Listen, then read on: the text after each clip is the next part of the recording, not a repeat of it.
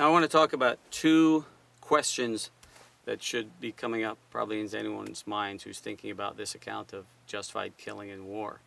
The first is, wait, this means that we have to be the good guys. This means that we have to be fighting a just war. To which I say, yes, of course. Nothing can justify us going off to kill people if we're not the good guys. So we should make sure that we are the good guys in a war.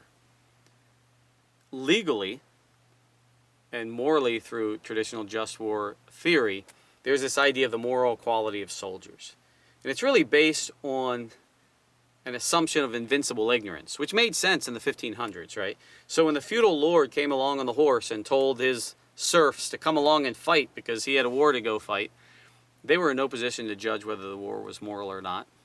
And their whole livelihood depended on serving that lord. And so they went. And so back then we said, yeah, we can't hold soldiers accountable at all for making any judgments as to whether they should be fighting this war.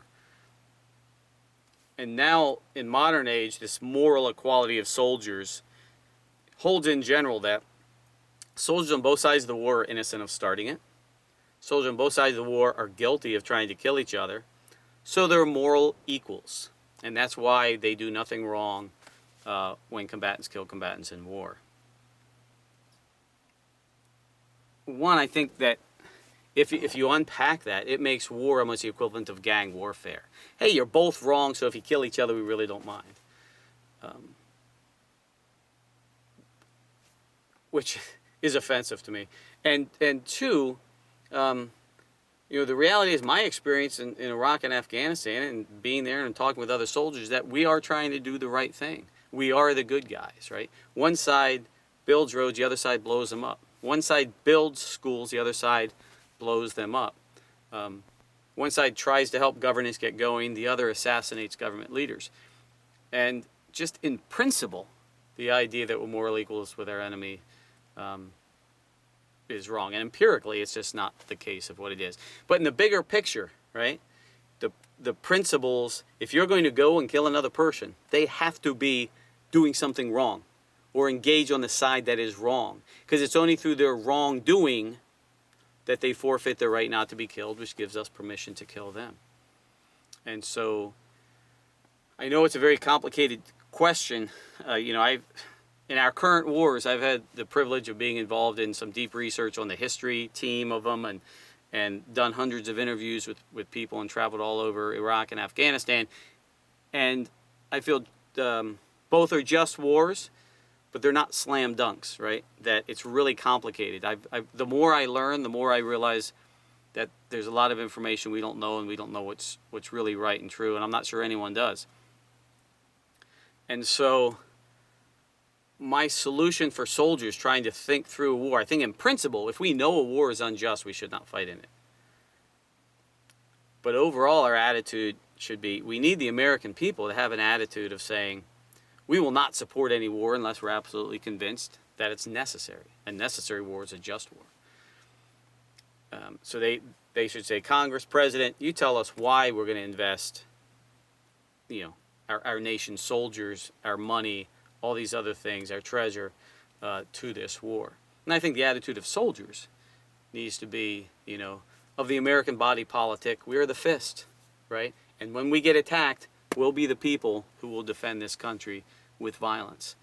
And so that we should have an attitude of, heck yes, we will fight, and we will fight morally, and we will win unless we're absolutely convinced that it's wrong. And I think that's a really high burden to know that a war is wrong, because we just don't have that much information at our disposal. A second big issue that comes up is the question of the moral responsibility of the people we kill. A lot of the guilt related to killing comes down to a recognition that the enemy combatants that we are engaging are not terrible people. Right? They're not this paradigm rapist murderer. They're not the bank robber who goes in there and shoots the bank teller, freely choosing to do so. Too often it's the 13-year-old who's only been educated at a madrasa. It's the 50-year-old who can't get a job because he's the wrong religion. And the only way he can take care of his family and maintain his honor is to do something illegal, like get paid $50 to put in an IED. And so it's sad and it's heartbreaking, to be involved in killing people who aren't fully morally responsible for their actions. They are posing threats, they are doing bad things, but they're not fully morally responsible. And I think, again, we take this war and try to put it into a civilian context, right? So, let's say we're that police officer who did shoot and kill the bank robber, before, and was honored for doing so, right, for protecting that other innocent bank teller. And you get a call a couple days later that there is a teenager with a gun walking through a neighborhood firing weapons. You go rushing up there. This is your beat. You sort of know the neighborhood. And you see that it's this teenager. He's a teenager. He's severely mentally handicapped, disabled. He's a teenager, got a lot of energy, a lot of hormones. As it turns out, right, he had been hanging out with some of the other teenagers, and they were playing video games, and they were watching violent movies, and he got caught up in that. But all those other kids, they just went off to play, leaving him. And in that house, that other house that he was in there doing that with the other kids, he sees a gun, and he picks it up. And he is not mentally able to make the distinction between the reality of the movies and the reality of first-person shooter games and the real world. And he's coming out in the neighborhood, and he's shooting. And as you're the police officer and you pull up, you see him, he's just walking into a park where there's some mothers and a bunch of children. They're all screaming, and he's just opening fire because it's a closed-in park with a fence on the kids there, right? So you come out with your gun. He's opened fire. Do you shoot? Will you shoot him to stop him? You should. Right? Is it going to feel good, like it does probably killing that bank robber? Or killing Zarqawi or some terrible insurgent leader? No, it's not going to feel good. It'll be, actually, you'll probably shoot him and cry because it's so sad. The whole situation stinks. And you'll recognize that he's not fully responsible. He's actually minimally responsible for the threat he's presenting. But the reality is he's presenting a threat.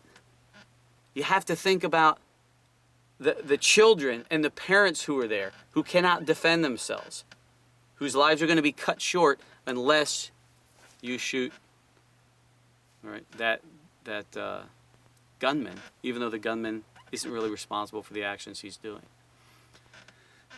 So, when it's a child warrior, right, when it's these other tragic situations in war, understand that even in civilian life we can face that kind of challenge, and it's sometimes situations stink, but you have to focus on the people, the innocent people whose lives you are protecting, not on the somewhat innocent person who's also a threat, an attacker, whose life you're taking.